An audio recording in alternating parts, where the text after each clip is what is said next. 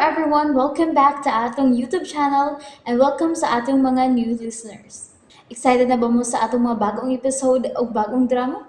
Yes, na ating mga bagong drama Bisaya.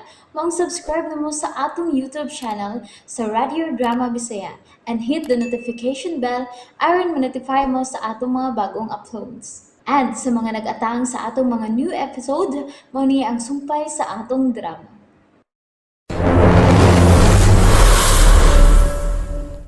Usa ka news chief ug duha ka mga writer-director sa ilang mga drama nga bihilig ang ilang mga sinuwat mga drama sa komunista.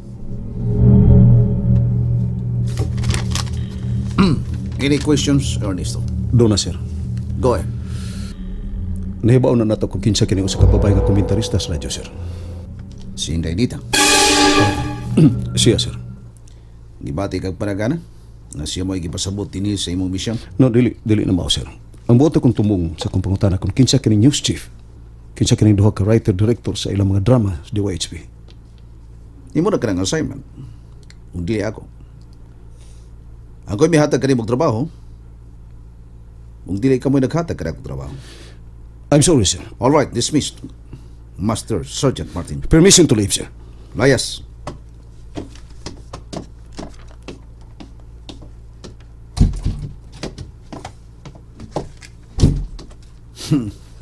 Nagkadugay si Ernesto, wanay buot.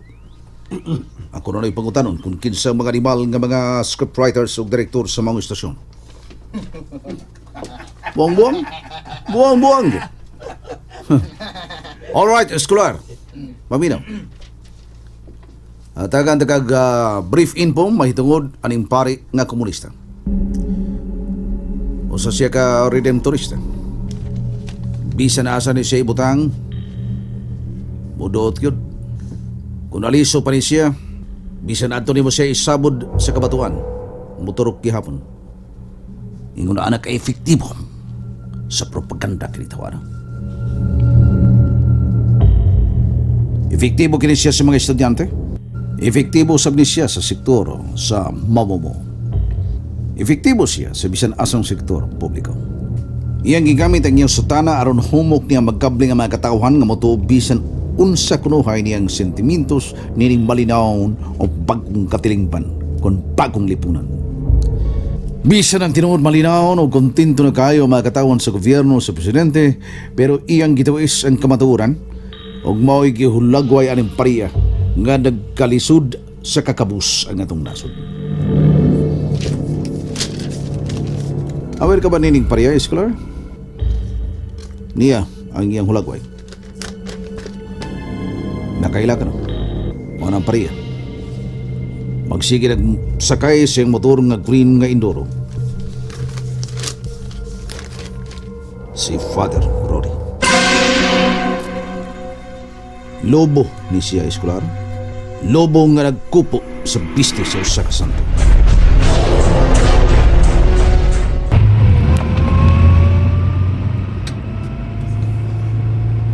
Wa man kay tingo-tingo sukad paggawas nimo sa inyong meeting, by Sarge. Pero nga ikaw naman nagawas. Ano man sila magawas ang uban? Buang asa. Pagkawagtang no General Chavez, automatic ba dayon nga nakabalik ang Sardinis? Paminaw ko kay problema. Kung mabalik ang Sardinis, okay raman. Si Sardinis may dunay problema. Kaya di siya may mutang kung dili ka niya lisulisuron. Ito kung tingali, feel ka niya, ano mo nga, maglisod ka. Bisan unsa pa, papasan mo, okay rin mo. Diba? Pero,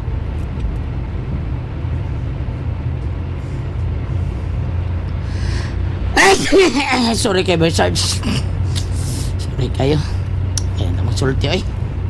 Kay tingong-tingog, ya. Sorry, Sarge.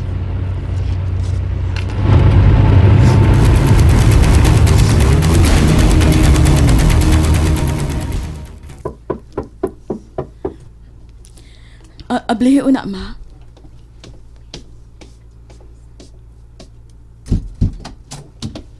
Nangita ka man sa imong amahan, na, mapaypag-apot.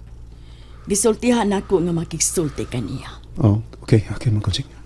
Vic, Ning, ano? dali ka dito. Maasta ka ma. Pirkasab sa kong istorya karon. Bahin is kinaham ni mo istasyon sa radyo. Ha? Istasyon sa radyo? Unsay puot mong ipasabot? Kusog kay kang maminaw sa mga drama ng istasyon na naman. Ang DYHP? Doon na sa may files sa MIG. Bahin na ng radio station. Ning. In fact, na may mga files sa tanang mga drama sa mga istasyon. Gihapit na ko ang mga info records sa mga radio station pamikil. Yan din ang mga nga nila sa news chief sa mga istasyon o sa tulo ka mga scriptwriters o directors sa mga drama sa mga istasyon. Kini si Bacalso. No, clear na kaning Bacalso kay may suod og kumpare ni siyang usa ka captain sa PC. Neutral ni si Bacalso. Dili ni siya mo touch og mga national issues sa martial law. Nahinundong katingali atong gabi na Commander Makunsing. Oh, nindot kay tong dramahan ning. Nabuang kong paminaw ato ning gisundan pag yung katong Commander Cobra. Pero ako kamatngon nga misgut og komunismong maong sigilanon. Mao nga gi-clear na mo ang iyangan.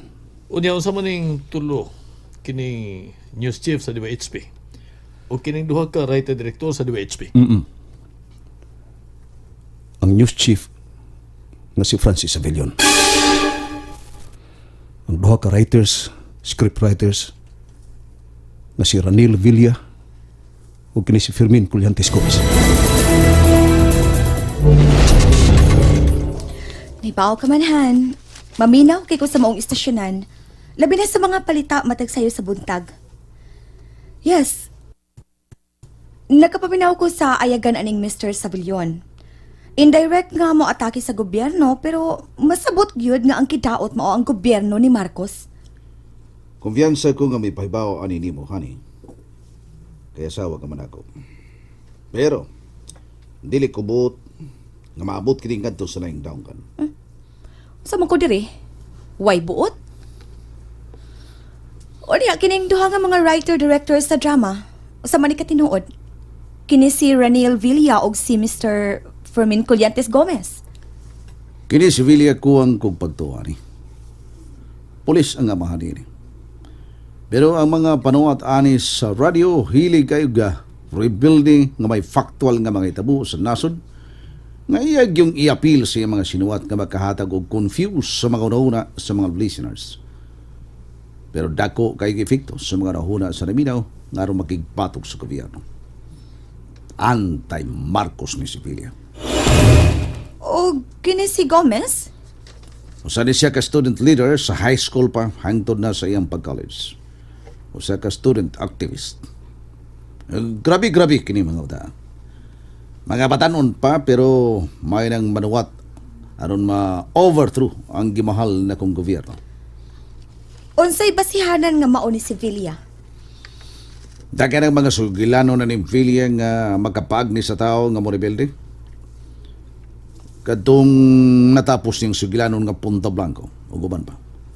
O kini karong nagdagan niyang sinuwat nga Ecclesiastes 3. Klaro kayo ang pamilya sa presidente o ang mga sud sa presidente ang mga protagonista sa mga sugilanon. O kini kang Gomez. Katong mission accomplished Major ni Gomez, mo labing unang sugilanon nga detalyado kayo karon sa NPA. Martial law na, pero suway panagana bisan gamay nagkaako pagsuwat. Na nag-agni sa revolusyon, nag-agni og kagubot sa usa ka nasod. May mabag maapil ko ning? Maminaw mo Vicky. Maminami, Vicky. Mga sentimento na kini sa katawhan nga nakakita kining mga tawhana nga kinahanglang mabatik pinaagi sa kahanginan. Tungod kay dili na maagwanta ang gibating kasakit sa pagpanlugpit. Kung butsap ton kini mga tawhana ang mitabang aron mabati og mahulagway kung unsa naron ang Pilipinas. Angay silang pasalamatan dili kay gukdon aron pahilumon. Ang sinuwat ni Ranil Villa mao ang Ecclesiastes 3 nga maoy nagdagan karon ug ang kang Gomez mao ang pula nga luha sa uga nga yuta. Muna'y nagdagan karon. Direkta ba ang pagkasuot? Suma sa nagmonitor pamigil. Ang Ecclesiastes 3 pamilya gyud ni Marcos ug mga suod ni Marcos nga apil sa mga sugilanon. Ug ang pulang nga luha sa ugang nga yuta nag-aso sa freedom of expression. Naghulagway sa mga tigbalita nga ginukod sa kagamahanan, ma-broadcast o mapamantalaan man. Sa laktod gihulagway sa mga drama ang pagpanglugpit sa gobyerno ngadto sa tawanong katungod sa katawan.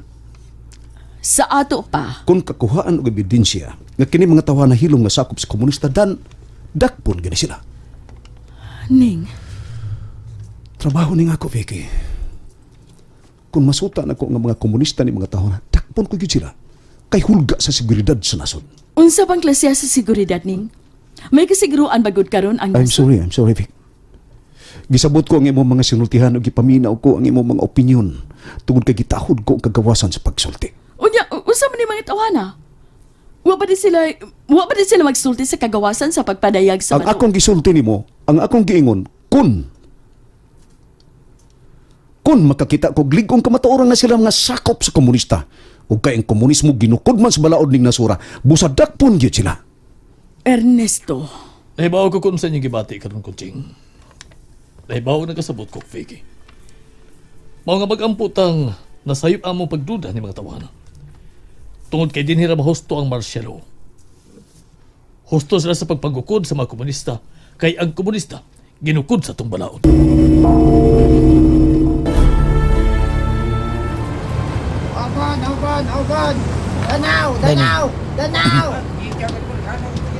Bay, Isa naman guryo.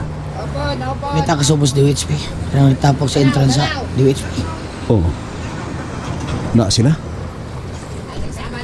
Hapon na mo. Kung ano man sila trabaho mo, anak na sila magsugod ng ino. Kaya kung mong ngit na, mamalhin na sila dito sa atbang. Kaya gitawagin nilang torture chamber. Pero way kaping nga ginganlan nilang gitawag nilang torture chamber diha. Kung sa iba namang balita, guryo. Abi ni mo, di lisod amigo ng mga bata. Yung sa may mga amigo ni mo diha. Si Kaspermin. Suod niya na gamay. Daan ko siyang amigo. Kauban siya sa kong amahan kaniya adto sa laing stasyon. Mao nagkasuod niya na niya.